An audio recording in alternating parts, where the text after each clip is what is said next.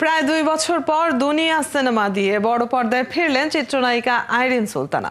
২০২২ সালের ডিসেম্বরের শেষ সপ্তাহে মুক্তি পেয়েছিল আইরিন অভিনীত সর্বশেষ চলচ্চিত্র কাগজ। মাঝে ২ বছরের বড় একটা গ্যাপ, বড় পর্দায় দেখা যায়নি তাকে।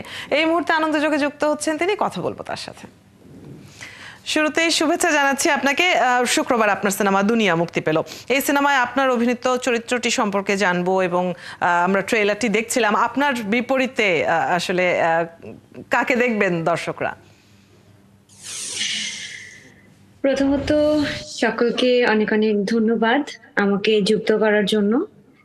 আর গতকালই আমার ছবিটা মুক্তি পেয়েছে, গিয়েছিলাম সিনেমা হলে, নিজে গিয়ে নিজের সিনেমা দেখে এলাম।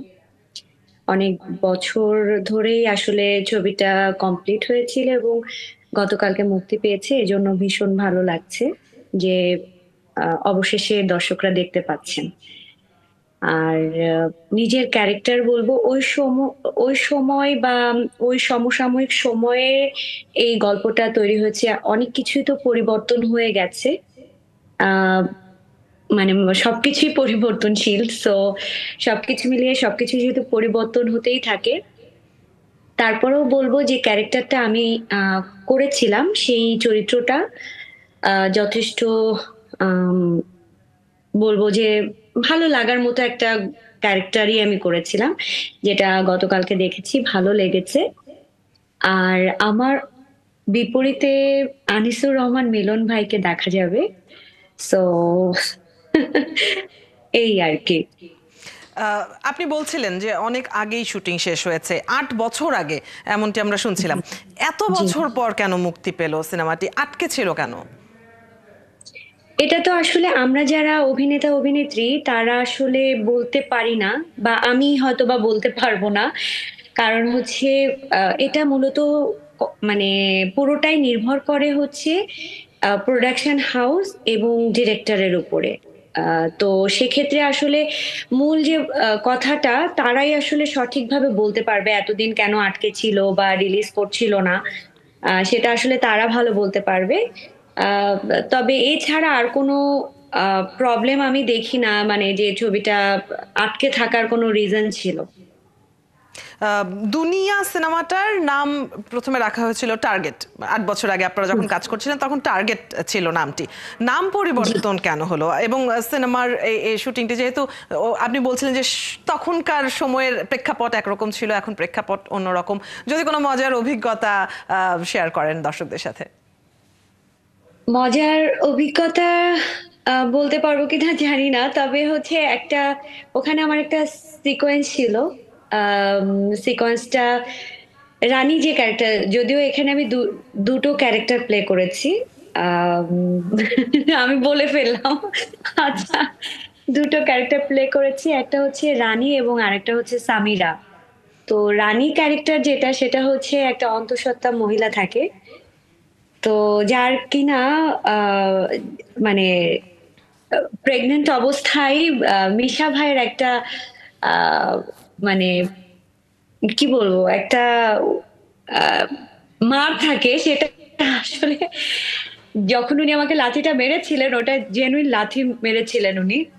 এবং আহ, মানে ওই সিনেমার এটা আমার কাছে খুবই স্মরণীয় হয়ে থাকবে। এবং আনসার্টেন ভাবেই আসলে শটটা অন্যভাবে নেওয়ার কথা ছিল, কিন্তু আহ, মানে পুরোটাই প্রেক্ষাপটটা চেঞ্জ করেই কেন জানি ওই সময় এরকম সিচুয়েশনটা ঘটে যায়, বা রিয়েল টেকই দিতে হয়েছিল আর কি। সো এটা আমার কাছে সবসময় মনে থাকবে আর কি, যেটা একেবারে এক মানে জেনুইন ছিল। আপনার দর্শকরা আপনাকে ২ বছর পর বড় পর্দায় দেখলেন। এরপর কি আসলে নিয়মিত হবেন আবারও বড় পর্দায়, নাকি এরকম বড় গ্যাপ আরো থাকবে? সামনের কাজগুলো সম্পর্কে জানতে চাই একটু। আসলে ইচ্ছাকৃতভাবে আসলে কখনোই গ্যাপ দিতে চাই না, বা মানে ইচ্ছা করেই করি না। এটা হয় কি, যে লাস্ট ছবিটা 22শে ডিসেম্বরে যখন রিলিজ হলো, তারপরে 23 গেল, এই 24শে আবার ছবি রিলিজ হলো। পুরোপুরি 2 বছর সেটাও আসলে বলবো না, 2 বছরের আগেই দর্শক যারা তারা আমাকে দেখেছেন। তো সেক্ষেত্রে আসলে আমাদের করার কিছু থাকে না। আমরা তো র্যান্ডমলি কাজ করে যাই বা কাজ করতে থাকি। হয়তো সঠিক সময় সঠিক কাজটি আসে না, রিলিজ করে না, দ্যাটস ওয়াই আসলে এরকম প্রবলেম গুলো হয়ে থাকে। তো সেক্ষেত্রে যেটা হয়, আমরা কখনোই চাই না যে মানে সঠিক সময়ে সঠিক কাজটা না আসুক। আমরাও চাই যে কাজগুলো করি সেই কাজগুলো সঠিক সময়ে যেন আসে। নিশ্চয়ই। ওটিটি প্ল্যাটফর্মে এখন কাজ করতে সবাই খুব আগ্রহ প্রকাশ করেন, বিশেষ করে যারা নিয়মিত বড় পর্দায় তারাও ওটিটিতে কাজ করতে আগ্রহ প্রকাশ করেন, একটা নতুন প্ল্যাটফর্ম যেহেতু। এই ধরনের কোনো কাজ করার ইচ্ছা কি আছে? অবশ্যই, অবশ্যই হচ্ছে বলবো যে আমি আহ অবশ্যই কাজ করতে চাই এবং আমি শুরুতে কাজ করেছিলাম এবং কাজ করতে চাই। ওরকম কোনো গল্প বা চরিত্র যদি আমার কাছে আসে তাহলে অবশ্যই কাজ করব, কেন নয়। অনেক শুভকামনা থাকবে আপনার সামনের দিনের কাজগুলোর জন্য, এবং অবশ্যই দুনিয়া সিনেমাটি যেহেতু মুক্তি পেল, তো নিশ্চয়ই দর্শকরা গ্রহণ করবে ছবিটি। অনেক ধন্যবাদ আজকে আমাদেরকে সময় দেওয়ার জন্য। চিত্রনায়িকা আইরিন সুলতানা আমাদের সাথে যুক্ত ছিলেন এতক্ষণ। তার চলচ্চিত্র দুনিয়া গতকাল মুক্তি পেয়েছে, তা নিয়েই কথা হচ্ছিল আমাদের মধ্যে।